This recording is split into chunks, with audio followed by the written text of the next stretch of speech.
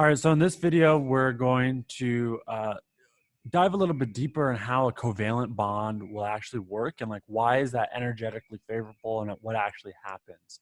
And so how you can think about this is let's say we're going to form a hydrogen bond, okay?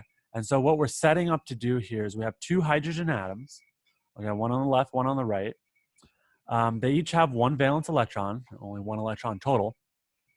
And we're going to make a covalent bond where they're going to share two electrons, one each, from one coming from each, right? And that's going to give them both noble gas configuration equal to that of helium, right, which has two electrons. So that's what's going to happen here. And so think about just this thought experiment. You have two hydrogen atoms far away. Okay, what is far away? Here it's saying 10 angstroms. Okay, whatever. It's far away, much farther than the bond length. Okay, and that's where we're going to start. Okay, and now you're going to start bringing these hydrogen atoms closer together. So we'll go to 8 angstroms. An angstrom, by the way, is 10 to the minus 10 meters. Okay, so that's 0.1 nanometers. People use it when talking about bonds. It's a non-SI prefix, but it's pretty common for bonding. It's just, again, 10 to the minus 10 meters. Once you get pretty close to that bond length, the atoms are going to start moving towards one another by themselves because they're going to start attracted to one another because they kind of sense that, hey, this is an energetically favorable state, right? We can make a bond. And then you're going to form an H2 molecule, and that's going to really form that bond, and you're going to release energy, okay? And the temperature is going to go up.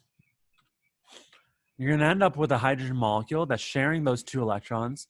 You can see them right there, okay? And that's going to have an equilibrium bond length, in this case, of 0.74 angstroms for a hydrogen molecule. This is more stable than the individual isolated atoms, okay? And so what you can do is that process that we just went through. Well, first you can think about, okay, what about these bonds? Why is it 0.74 angstroms? Why doesn't it even get closer?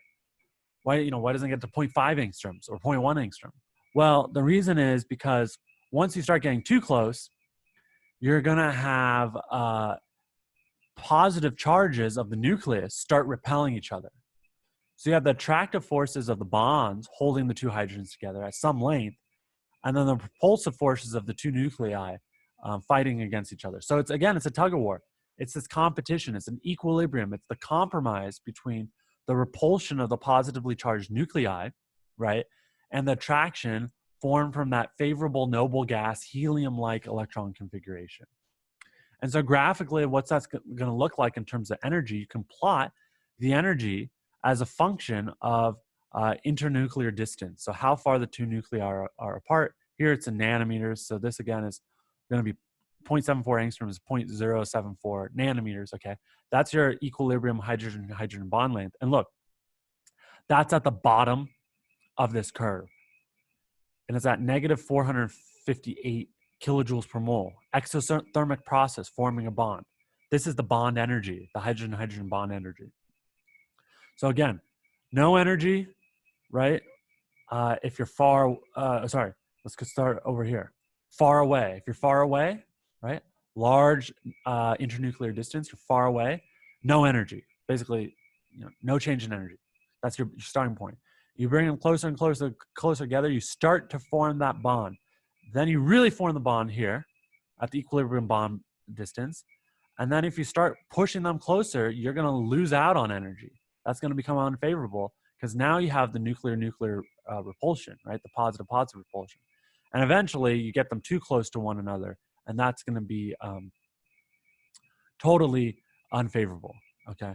This is called the Morse potential curve. There's mathematical equations you can use to calculate this curve. Obviously, we don't have to worry about that.